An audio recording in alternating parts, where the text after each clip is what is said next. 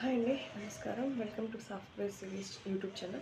And please, I'm requesting you to subscribe చేసి video చూస్తున్నంతసేపు like చేయండి. ఎందుకంటే చాలా ఇన్ఫర్మేషన్ ఉంటుంది కదా ఈ వీడియోస్లో.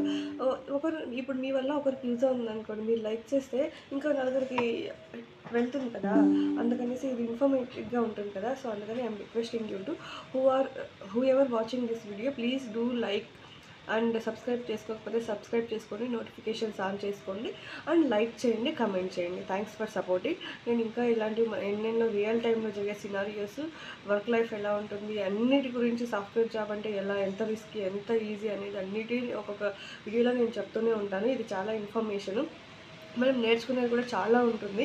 నేను ఒక ఫేస్ నుంచి ఈ ఫేస్కి వచ్చాను కాబట్టి ఇది ఎంతో కొంతమందికి యూజ్ అవుతుందనే ఉద్దేశంతో ఇలా వీడియోస్ అప్లోడ్ చేస్తున్నాను. And thanks for supporting, thanks for watching, thanks a lot. And మెయిన్గా ఈరోజు చెప్పేది ఏంటంటే, ఇప్పుడు లేఆఫ్స్ అసలు ఎందుకు జరుగుతున్నాయి?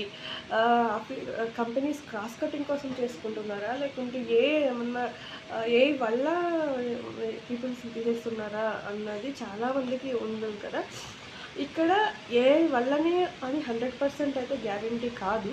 ఏ కూడా వన్ ఆఫ్ ద రీజన్. కంపెనీస్కి చాలా చాలా రీజన్స్ ఉంటాయి కదా, లైక్ కాస్ట్ కటింగ్ కావచ్చు, వర్క్ వర్క్ పెంచుకునే ప్రొడక్టివిటీ పెంచుకునే విధానం కావచ్చు, లేదా కాస్ట్ కటింగ్ ఇంకోటి అవ్వచ్చు, ఇంకా కంపెనీ ప్రాఫిట్స్ లేకపోతే షేర్ వాల్యూస్ కానీ ప్రాఫిట్స్ వాల్యూస్ కానీ అవన్నీ దృష్టిలో పెట్టుకొని ఎంప్లాయీస్ అయితే తగ్గించుకొని, ఎందుకంటే ఇప్పుడు ప్రజెంట్ ఉన్న సిచ్యువేషన్స్లో అప్లికేషన్స్, ఇప్పుడు వర్కింగ్ ఉండే వాళ్ళకి తెలుస్తుంది అప్లికేషన్స్ ఎట్లా ఉండేవి ముందు, ఇప్పుడు ఎట్లా ఉంటున్నాయి.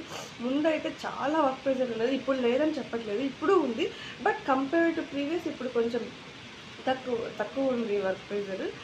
తక్కువ ఇన్ ద సెన్స్, అప్పుడున్న అప్లికేషన్స్ వర్క్ ఎంప్లాయీస్కి చాలామందికి ఎంప్లాయ్మెంట్ ఉండేది కదా, ఇప్పుడు అలా కాదు, ఉన్న వాళ్ళకి సరిపోయేటట్టు ఉంది.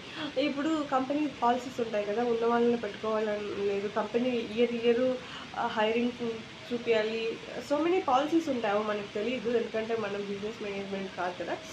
సో వాళ్ళు అవన్నీ దృష్టిలో పెట్టుకొని ఇప్పుడు పర్ సపోజ్ 40 lakhs ఇచ్చే ఎంప్లాయీకి వాళ్ళు పెట్టుకున్నారు అనుకో, నెక్స్ట్ రీప్లేస్మెంట్ చేయాలంటే కష్టం కదా. అందుకనేసి 40 lakhs ఉన్న వాళ్ళని తీసేసి ఫ్రెషర్స్ ఇన్ ద సెన్స్ ఇప్పుడు 7 lakhs ఇచ్చే కొంతమందిని, 10 lakhs ఇచ్చే కొంతమందిని, 40 lakhs బడ్జెట్లో ఒక 4-5 మెంబర్స్ని హైర్ చేసుకోవచ్చు కదా.